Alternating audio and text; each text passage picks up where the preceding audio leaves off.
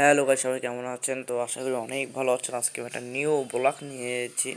তো এটা আমার রান্নার ব্লগ ধরতে গেলে। তো দেখুন, এখানে অনেক কিছু কোটা ভাজা হচ্ছে। তো এই কোটা ভাজার কারণটা কি, এটা অনেকের মনে প্রশ্ন আসতে পারে। তো এটার প্রধান কারণ হচ্ছে আমাদের এখানে আজকে পালন হচ্ছে শবে বরাত।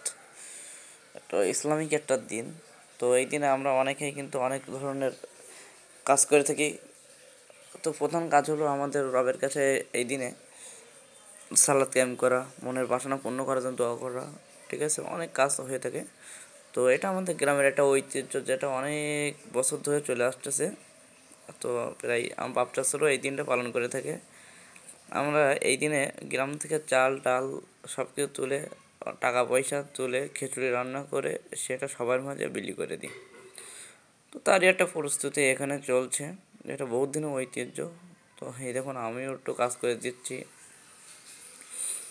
অনেক কোটা বাছা করতে হয়, তো এই জন্য তার জন্য এখানে সবাই মিলে একসাথে কাজ করতে হয়, না হলে কাজটা আগুই না। আর এই যে আমাদের কাঠ, এগুলো চুলার ভিতরে দিয়ে রান্না বান্না করা হবে।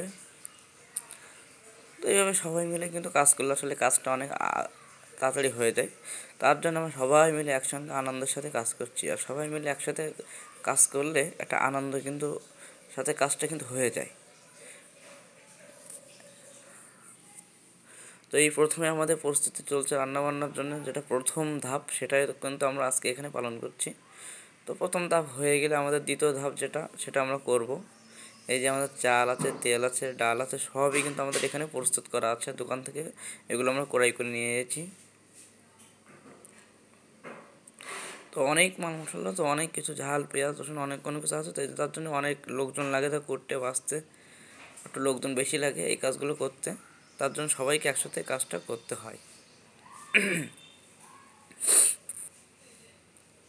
তো এগুলো প্রায় আমাদের সবই শেষ। পেঁয়াজ আমাদের শেষ, রসুনও শেষ, আলুও শেষ, সবই শেষ, কোটা ভাজা শেষ। তো লাস্টে অবশেষে আমাদের খিচুড়ি তৈরি করা হয়ে গেল, দেখতে পাচ্ছ তোমরা সবাই। তো প্রথমে আমরা সবাই একটু টেস্ট করে দেখছি আসলে কেমন লাগে, ঝাল, তারপর হচ্ছে লবণ, সব কিছু ঠিক আছে কিনা। এই যে আমাদের 2 ডেক খিচুড়ি, এটা এবার রান্না বান্না শেষ। এবার এটা আমরা গ্রামে গ্রামে প্রত্যেকের ঘরে ঘরে গিয়ে সেটা বিলি করে দেবো। তো আমাদের একেবারে কাজ সবই শেষ হয়ে গেল, খিচুড়ি রান্না শেষ। এবার কাজ হচ্ছে আমাদের এই খিচুড়িটা সবার মাঝে বিলি করে দেওয়া। তো তারই প্রস্তুতি চলছে এখন।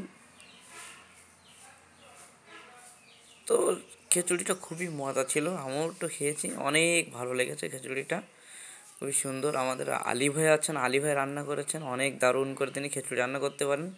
যার জন্যে ওই বাবুর্চিকে আমরা দাওয়াত করে নিয়েছিলাম। খুবই সুন্দর খিচুড়ি, গরম গরম খিচুড়ি, মজা পেলাম অনেক খেয়ে। তো আমাদের সবাই মিলে একটু খাচ্ছি, সবাই মিলে খাওয়ার কিন্তু একটা মজাও একটা আলাদা। তো গ্যাস, আমি একদম শেষের দিকে চলে এসেছি। তো আজকে আমি একটা তোমাদেরকে আমার যে নিউ একটা এক্সপিরিয়েন্স, খিচুড়ি রান্না করে গ্রামে গ্রামে বিলি করে দেওয়া, এটা ঐতিহ্য, সেটা সবার মধ্যে তুলে ধরলাম। তো সবাই আজ এখানে আর না।